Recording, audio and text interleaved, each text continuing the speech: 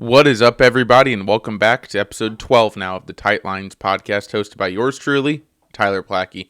If you are new here, we are a multi-species educational fishing show based out of central Indiana, but we do primarily focus on the fish that I fish for and that I have the most knowledge in, which is going to be the largemouth bass. Hopefully in some future episodes we have some other cool stuff coming up. But in this week's episode, we'll talk about five, not four, not six, five little things that you can do at home right now to become a better angler for any species on the water. We also talk a little bit about my most recent fishing trip up in northern Indiana and how I may or may not have broken my PB again this year. All this and so much more coming at you right here, right now on the Tight Lines podcast. So, like I said, the first thing we're going to talk about today is going to be our 5 things you can do at home right now to become a better angler. And this applies to every single person that fishes. It doesn't matter if you fish for crappie or for swordfish or for bass or for carp. None of it matters because all of these are going to apply to you. So, the first thing that you can do at home to become a better fisherman is to learn a new knot and be able to tie it in under 2 minutes. So each knot is good for a different scenario. Some knots are better than others, and some are a bad decision in certain scenarios. There's times where you would tie, a Palomar knot, and times that you wouldn't want to. There's times that you want to tie a double uni knot, and times that you want to tie an FG knot. But a good knot and the ability to tie it efficiently may be the difference between a great day on the water and a poor day on the water. Like I said, some ideas for knots you can learn. You got the clinch knot, you have the Palomar knot, the double uni, the uni knot, the trilene knot, the FG knot, the fisherman's knot. There's a bajillion of them out there. All you gotta do is go on YouTube. Super easy. Just go on, or actually go on Google, go on there and just search up, fishing knots. And then find the name of a fishing knot, maybe add into the search bar what you want it to do. So type in like fishing knot for tying braid to mono, right, for a leader. And it's probably going to pop up with the double uni knot. That's such a great knot. That's the one I use. And then what you do is you go onto YouTube, you just type in how to tie double uni knot, and boom, just watch the video. There's very simple knots for any fisherman out there. There's also some harder ones you can learn as you get into it. But for me, I stay with pretty simple knots. I know about 4 or 5 knots, and they kind of get me with everything I need to do. I want to learn more just for the fun of it. So how do I actually learn? Like I said, I'm going to pop up a YouTube video, and I'm going to sit there. I'm going to watch it. And then from there, I'm going to get some rope, okay? I'm not talking like, tie down a cruise ship rope. I'm talking just like some very simple, like $2 rope at Lowe's or at Walmart. And I'm going to use that rope because of its big size. It's easier to manipulate to practice the moves for the knot, right? I'm going to practice, how I'm working it through, how I'm moving it around itself, how I'm obtaining a hold to push the tag end back through, and that's how I'm going to initially practice. Then I'm going to get some cheap fishing line. If it's like Berkley Trilene, or if it's like some off-brand, whatever it is, just needs to be cheap, because we're going to be throwing it away when we're done with it, and you're just going to sit there in your living room, and you're going to tie the knot, and you're going to tie the knot again, and you're going to tie it a third time, and you're just going to keep tying it until you can do it in a good amount of time without really having many mistakes. Also make sure that you know how you can adjust a knot.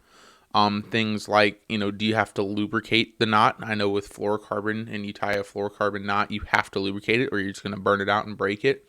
Know what types of line work for each knot. For me, I've noticed that Palomar knots and cinch knots do not work with braid. They just pop right out every time I set the hook, and so I don't work those. That's why I typically run unless I'm using thick braid, then I tie a trilene knot directly onto my hook. But I'll use, like I said, I'll use a Palomar knot for mono or fluoro, but I will not use braid in a cinch knot or a Palomar knot. Also, does mono to fluoro, or are you doing mono to braid or braid to fluoro? There's different knots for each one, so make sure you know what line works with each knot.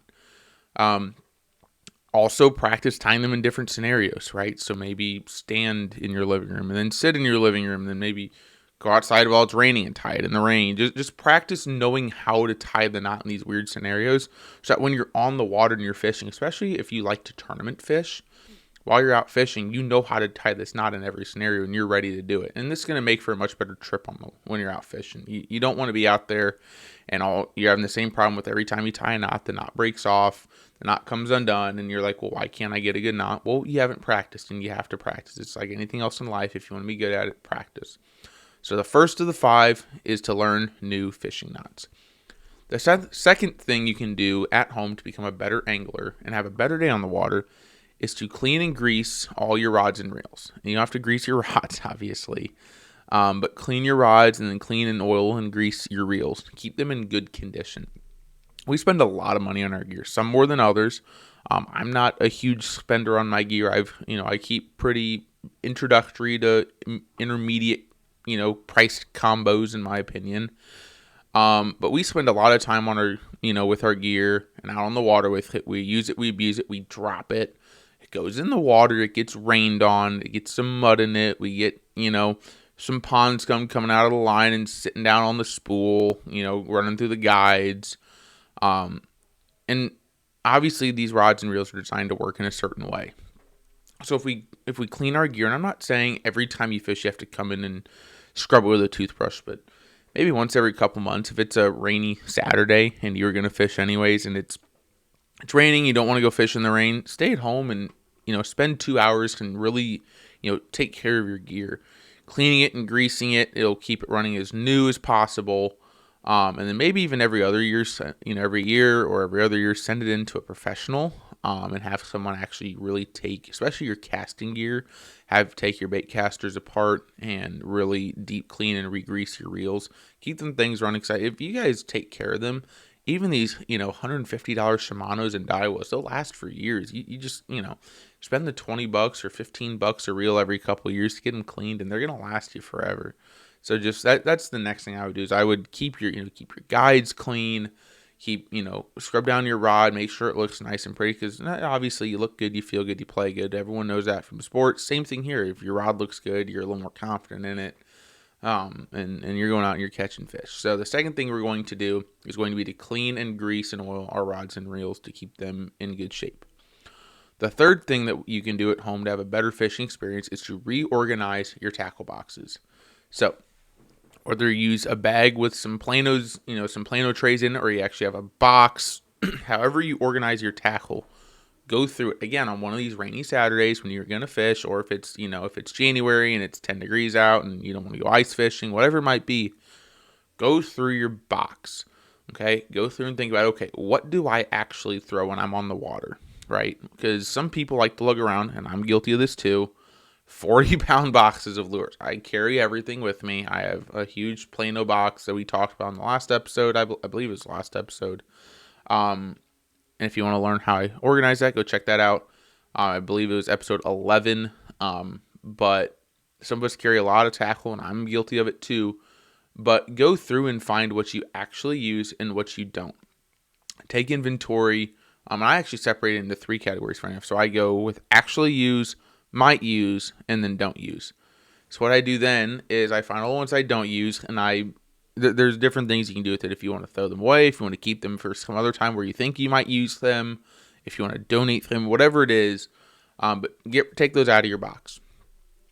And then go through what you got at home that's sitting in your garage, in your office, wherever it might be that you keep your tackle, and go through that and say, okay, what are some things I'd like to bring with me? Take those out put those out in your box, organize them. Again, if you want to talk about organizing a tackle box, go listen to episode 11. It's a great episode to talk about exactly how I do mine. Then also go through your plastics. Make sure that you've got enough of every plastic. You don't want to get out on the water and be missing, you think you have some green pumpkin Senkos and it's a great day for a green pumpkin Senko and you get out there and you're like, well, crap, if I take an inventory, just a quick check. Sometimes it's just a quick check before you go fish and take 3 minutes and make sure you got everything you want. But go through and make sure you've got what you need. Also go through your terminal tackle, your weights, your hooks, your jig heads, extra line that you need. Go through your tools like your pliers and your scale, and if you need a knife with you, whatever kind of stuff you take with you, scissors. Make sure that you've got enough of everything and that's all in working order and ready to go. Because again, you'd hate to get out on the water and just not have what you need for the day. And while it may not ruin your day, it may make your day fishing much more difficult. And no one really wants that. It's too much fun to go out and fish. So the fourth thing that you can do at home is that's going to make your time on the water more fun and more efficient is to actually scout for new fishing spots.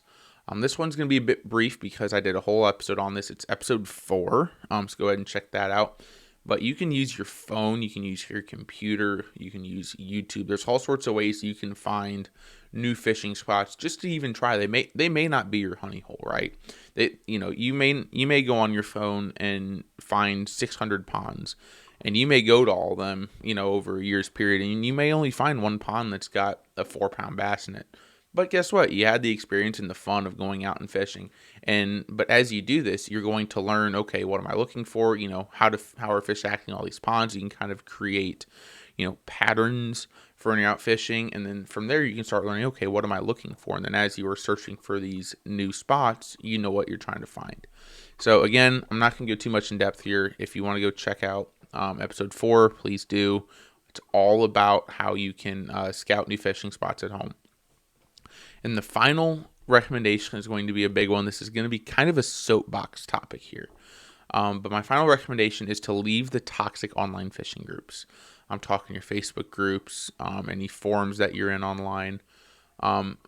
There's always fishing groups that have, the AI pictures in it and the ones that are very obviously ads for a certain website, or grumpy old men that are complaining about, young kids are out fishing and they're using red colored rods and we didn't have those when we were kids and what, right? There's the guess the weight post. There's people that are spot burning. It's good to find a good group to be in where you can make friends. You can find other anglers to be friends with. You can learn fishing. And there's plenty of really good groups for that. But there's also these groups that have 500,000 people, right? Everyone knows them. There's bass fishing fanatics, and there's all these groups that are, you look at them, there's 100,000 people in them, and some of them are very well regulated, but some of them it's also all you see is, it's someone that's making, again, like I said, a post for a certain adult website that they're trying to advertise their profile, or it's some guy long arming his bass and saying, oh, this is a 12-pound bass, where it's obviously not. But if you say it, then you're the jerk saying that, oh, it's not that. And then it just turns into an argument. Or there's people that post a fish and say, oh, this is my PB, but I didn't have a scale. And so did all this stuff, right? So there's all sorts of negative things that can happen in these groups. If you have groups like that, just leave them. I promise you're going to be so much happier. And then go out and hunt and find a good fishing group, right? So if you like to kayak fish, go find a very good kayak fishing group. That there may be one, like for me, there's one that I like. It's Fishing Indiana Rivers, and all it is people who fish the rivers in Indiana. And I'm learning how to fish the rivers because I'm normally a pond and lake guy. But so I'm starting to learn rivers, and so being in this group is helping me to learn everything I need to know, or at least how to figure stuff out. If you like to kayak fish, find a good kayak fishing group. If you like to build kayaks, if you like boats, whatever you like, there's going to be a group for you. But find a good one that's not going to just be toxic the whole time.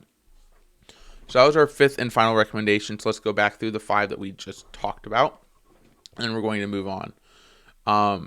So the first one was to learn to tie a new knot and to tie it in under 2 minutes. So be able to tie this knot at a pretty quick pace. 2 minutes for a knot's pretty good, even for the complex knots. It's a pretty fair number to be at. If it's taking you more than 2 minutes to tie a knot, you really need to practice it. Most people should be able to tie most knots they're proficient in under a minute. The next one is going to be clean your rods and reels, and also oil and grease your reels so that they're running smoothly. Keep everything in good working order.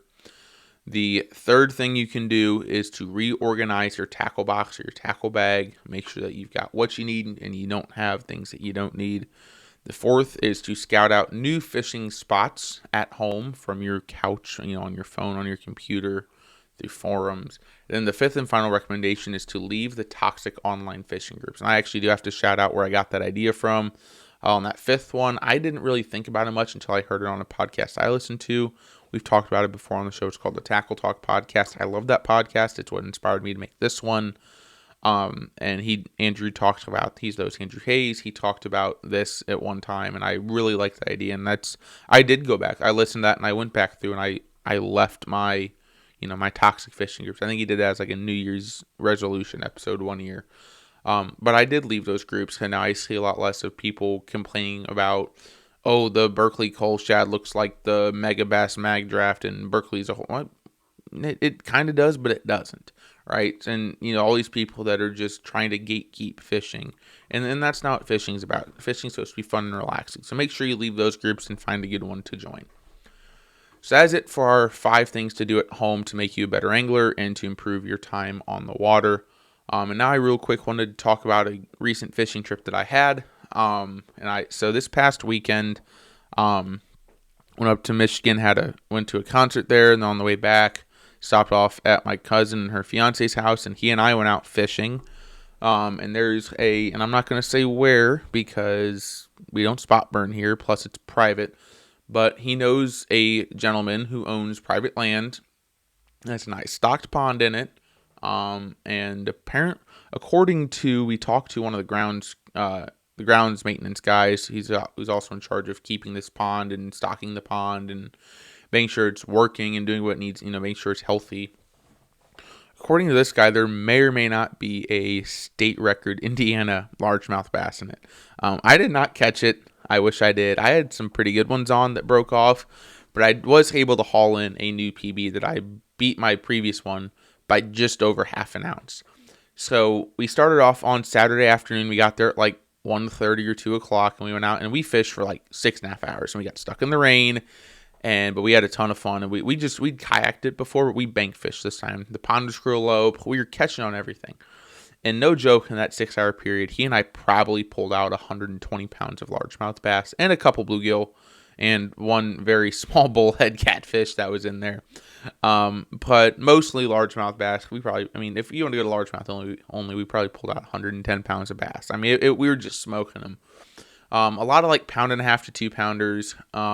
Couple 3-pounders in there, but I had one on, funny enough, that I would guess was 5.5 or 6, and I got him close, and he head shook and popped my knot, and I was really upset about it because I literally saw him. I was going to have to pull him out of the water. I had him on spinning gear too. I was throwing a green pumpkin wacky worm, and he hit it, and it's funny because I kind of just pulled him all the way up to the bank. And right when he got to the bank, he flipped out and head shook and popped my knot, and I didn't have my drag set right, and I was like, well, darn. I had a real nice one there, but other than that, we didn't have any like too crazy ones. Like a 3.5 pounder that we landed that day. But we had a really fun day on Saturday, and then Sunday morning we decided to get up and go back. And we get out there, and I had been having luck on topwater the day before, even at like 4 o'clock. And I'd actually bought, because we had thought about going pike fishing. I know it's not the season, but we thought about it just for fun because we know where some pike are. Trying to see if we could catch one. And so I had bought at Bass Pro Shops their Chaos Shad, which is their version of the Whopper Plopper. I'd bought the 130 millimeter size, the real big, almost 2 ounce, all black, their Whopper Plopper. It's like $10, and it's got huge 1/0 trebles on it, and it's just this humongous, just huge Whopper Plopper. I've been throwing it. I'd gotten hit on it the day before and was doing pretty good. And so I decided I get back, and I have this on video, and if you want to see it, it's actually going to come out next Monday on my YouTube, so you guys are getting a special sneak peek here. Next Monday at 6 a.m. on my YouTube, you're going to see the video of this, but I pull up on the bank, and on my second, I believe it was my second cast, so I cast it out once to the left, reeled it in, nothing, cast it out to the right, just kind of along a far bank that I could see, and I get like halfway across, and this fish just explodes out of the water. And I'm like, holy crap. So I give like the 2 seconds, and I set the hook. Because on those, I always give them a second or two just to make sure that it's really up in their face. And I haul this fish in. I get it close. And it seemed like a pretty nice fish. And you can hear it in my voice when I'm talking. That I'm like, okay, this is a pretty good fish. And I get it up almost to the bank, and it jumps. And I'm like, oh my God, it's a giant. And so I pull it in. We get it up, and we weigh it. And my previous best was 4 pounds, 8 7/8 ounces, and this one got me to 4 pounds, 9.5 ounces. So just a little bit, like I said, 5/8 of an ounce heavier than the previous fish, but nonetheless a new PB, which was a ton of fun. And that was really all of the good fish we caught on Sunday. The bite was just off real weird on Sunday, so there was just but that was our fishing trip. It was a ton of fun. Got to catch huge fish. And like I said, go ahead and check out my YouTube next Monday. It's going to be on, I think, September 1st. It's going to be on Labor Day at 6 a.m. There's going to be a video out talking about my, it shows me catching the fish because I was wearing my camera at the time, thankfully. So, all right, everybody, that is this week's episode for you all. Hope you've enjoyed the episode, and if you have, please be sure to drop a positive review for us on whatever podcast platform you tune in with, whether it's a 5-star review, a written review. Be sure to drop a follow for us as well on the show. We're on Apple Podcasts, we're on Spotify, iHeart, YouTube, and Amazon Podcasts. Also, be sure to check out my Instagram and my YouTube. They're both Tyler Plackey Fishing, posting all sorts of fun stuff on there. Again, that's where you can go see this video of me catching my PB. There's a picture of it already on my Instagram, so go ahead and check that out. You can also DM me on there, questions for the show, suggestions, tackle box, or we can just chat about fishing. And then you also see what I've been up to recently, my kind of fun fishing videos I've been doing. So hopefully you guys are enjoying those. So thank you all so much for listening every week and dedicating your time to this show. It's a ton of fun to put on. And I really do appreciate you guys showing your support and listening to the show. It really does mean everything to me. Like I said, ton of fun to put on, and I really hope you guys are enjoying it. So thank you guys so much, and until next time, tight lines, y'all.